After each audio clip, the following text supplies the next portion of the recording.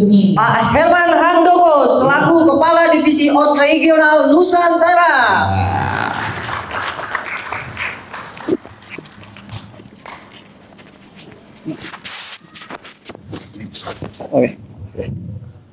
Assalamualaikum warahmatullahi wabarakatuh. Terima kasih Bapak Ibu sudah menyempatkan waktunya di sini karena NMT ini sangat penting banget ya Bapak Ibu, karena yang baru-baru mungkin Bapak Ibu NMT ada yang baru 1 kali ya, ada yang baru 2 kali, atau bahkan ini kali pertama belum pernah ngikut NMT sama sekali. Nah ini anak saya, maaf. NMT ini penting banget Bapak Ibu. Karena apa? Karena di sini nanti kita akan mengupas tentang sisi gelap dari pinjol, ya, pengetahuan yang yang Bapak Ibu tidak dapatkan di kantor ketika proses pekerjaan itu nanti akan diberikan di sini. Gitu. Tujuannya apa? Tujuannya adalah ketika Bapak Ibu memiliki pengetahuan yang sama dengan kami, maka Bapak Ibu akan jauh dari yang namanya pembodohan. Ya, jadi Bapak Ibu harapannya nanti ke depannya kalau terima WhatsApp yang isinya aneh-aneh, Bapak Ibu sudah tidak khawatir, ya, karena Bapak Ibu sudah teredukasi dan mengetahui mana yang benar, mana yang cuma gerak, gitu, ya. Nah sebelumnya saya sedikit memperkenalkan diri, saya Handoko.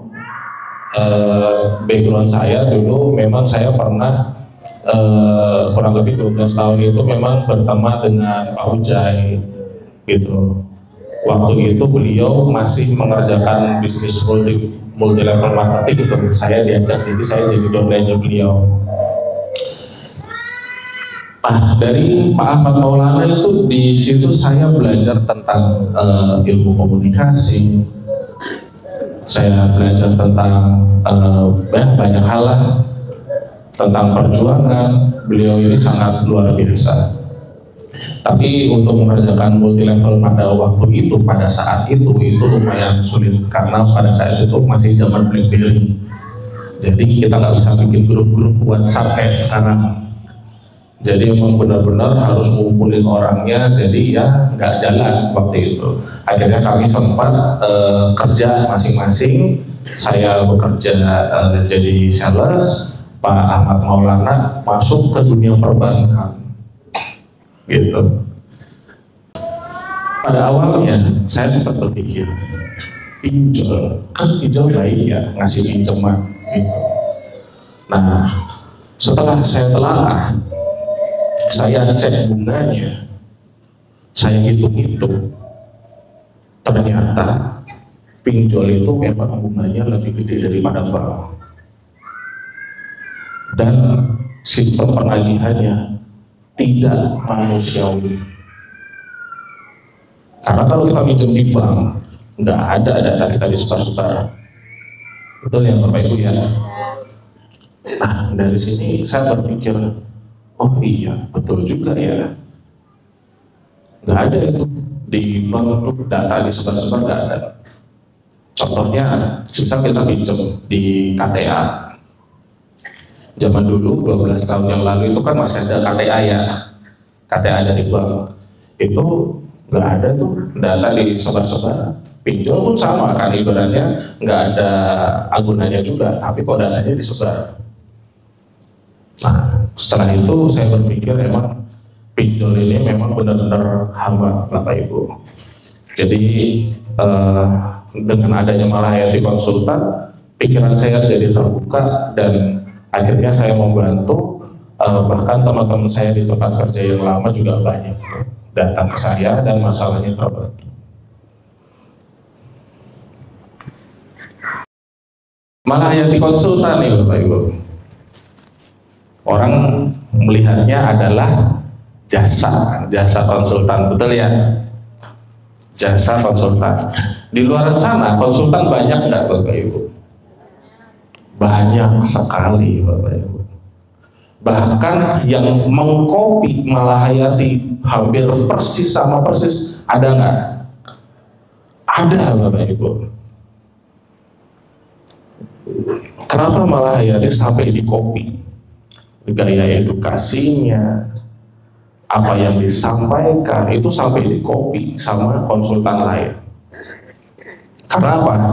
Karena Malahayati Konsultan itu adalah satu-satunya lembaga konsultan yang menjadi barometer dari konsultan-konsultan lain, Bapak Ibu.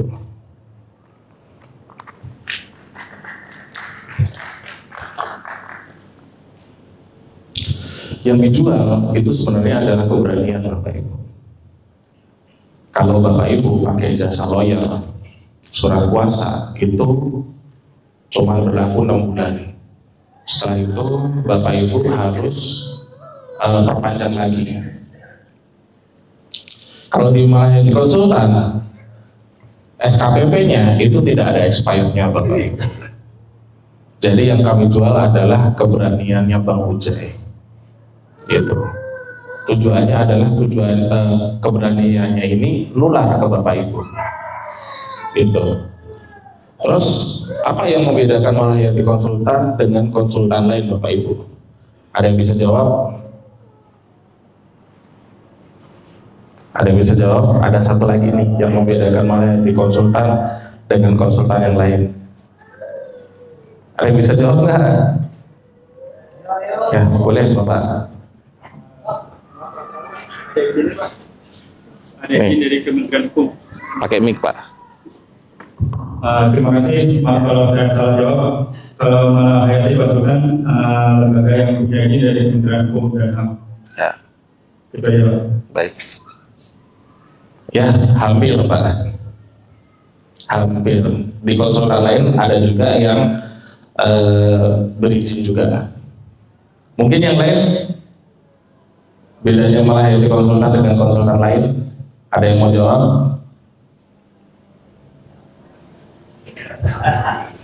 Bapak mau? Bapak di. Ayo, jawab Pak, jawab. Kalau untuk Malahayati Konsultan, semua pengerjaan mulai dari awal sampai terbitnya SKPP dilakukan di kantor. Ya. Dan lembaga lain mungkin bisa dikerjakan semacam kayak joki di tempat tinggal atau dimanapun. Tetapi untuk Malahayati semua dikerjakan di kantor. Jadi jelas. Oke. Ya. Ini pun masih hampir Bapak Ibu ya. Hampir. Karena di konsultan lain ada juga yang mereka punya kantor. Ada yang tahu?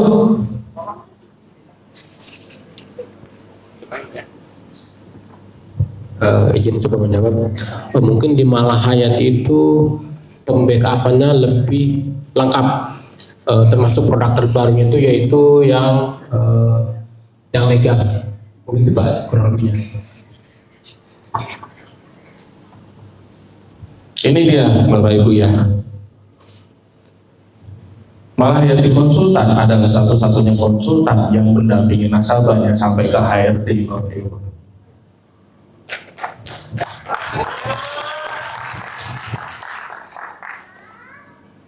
Kalau konsultan lain itu mereka nggak punya keberanian sampai ke situ.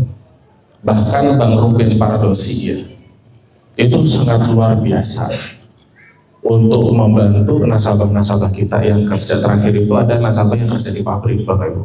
Terus ada juga nasabah yang profesinya guru. Gitu. Bang Pardosi itu sempat di debat sama HRD ya. Tapi Bang Pardosi itu tidak patah arang, gitu.